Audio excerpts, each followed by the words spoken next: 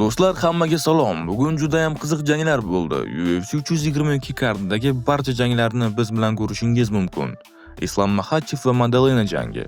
Islom juda ham kuchli bosim qildi va Madalenani deyarli 5 raund parterga yiqitib, polni kontrol qildi. Madalena esa Islomga qarshi hech narsa qila olmadi. Natijada esa ochkolar hisobiga mag'lub bo'lib, chempionlik kamarini oldirib qo'ydi. Islom esa ikkinchi kamarni ham qo'lga kiritdi. Shuni aytib o'tamanki, Islomning oldingi kamari hozirgi chempionlik kamari emas, ya'ni u sobiq chempionlik kamari edi.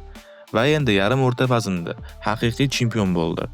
Endi Islomga biroz qiyinroq bo'ladi, sababi bu vaznda Kamaru Usman, Ian Gary, Shavkat Rahmonov, Carlos Prates, asosiy xavf Hamzat Chimayev ham bor. Hamzat avvaldan ikkita vaznda jang qiladi, ammo hozirda vaznni oshirib, o'rta vaznda chempionlikni qo'lga kiritgan. Islom va Hamzat jangi bu dahshat bo'ladi. Sizga qaysi jang qiziq? Kommentda yozib qoldiring. Bugungi turnirda ajoyib nokautlar bo'ldi.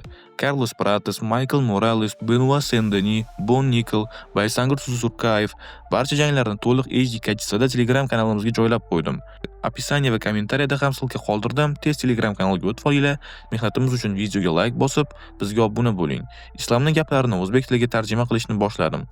Hozirda yangi video chiqadi. Bizga obuna bo'lib, videoni do'stlarga jo'natishni unutmang. Keyingi videolarda ko'rishguncha